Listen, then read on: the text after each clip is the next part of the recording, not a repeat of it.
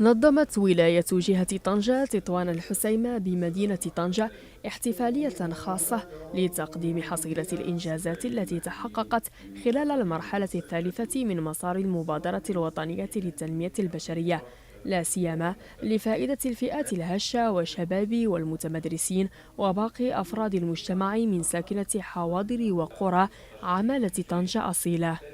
يمثل الاحتفال بالذكرى الثامنة عشر لانطلاق المبادرة الوطنية للتنمية البشرية، والتي أعطى صاحب الجلالة الملك محمد السادس انطلاقتها سنة 2005 مناسبة لاستحضار المنجزات والمكتسبات التي حققتها هذه المبادرة الملكية.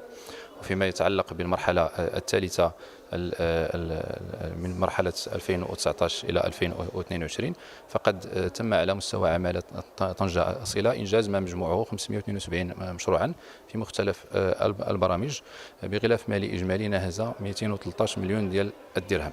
On fait des séances de sensibilisation sur le milieu rural.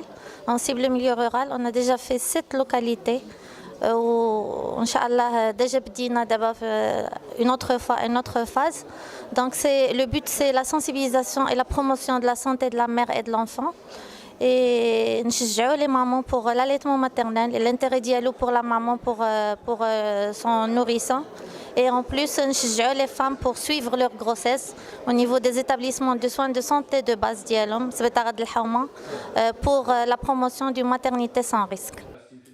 تخليد الذكرى الثامنة عشرة لانطلاق المبادرة الوطنية للتنمية البشرية فرصة للوقوف على حصيلة الإنجازات المهمة التي تحققت في سبيل ترسيخ مسار التنمية، وكذا تمكين الشباب من فرص العمل وبلورة مشاريع اقتصادية ودعم التمدرس في العالم القروي والحد من الهدر المدرسي، بالإضافة إلى تحقيق العدالة المجالية، وهي فرصة أيضا لتسليط الضوء على المشاريع المنجزة التي أولت عناية خاصة للنهوض بالرأس المال البشري للأجيال الصاعدة ومواكبة تطلعات الشباب والنساء في المجال الاقتصادي والتعليمي.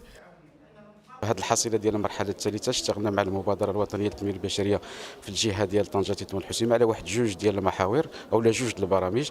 المحور الاول هو المحور الثالث خاصه اللي كيعنى بالفئات الهشه، واشتغلنا على واحد البرنامج ديال تقويه القدرات ديال مؤسسات الجمعيات والمؤسسات اللي كتشتغل في مؤسسات الرعايه الاجتماعيه.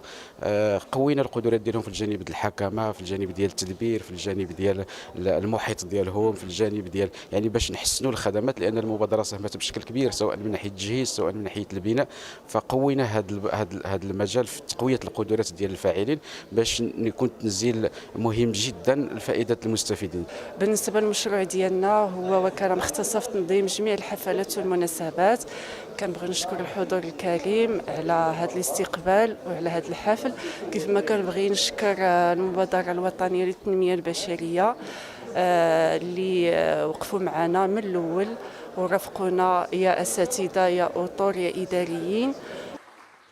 على هامش الحفل أشرف والي جهة طنجة تطوان الحسيمة على توزيع دعم مالي على مجموعة من الشباب من المستفيدين من المبادرة الوطنية للتنمية البشرية بهدف مساعدتهم على إنشاء مقاولات خاصة أو وحدات الاقتصاد الاجتماعي والتضامني في قطاعات خدماتية وإنتاجية مختلفة، من ضمنها الفلاحة وتنظيم الحفلات والتعليم الأولي والصناعة التقليدية وقطاع السمعي البصري والخياطة.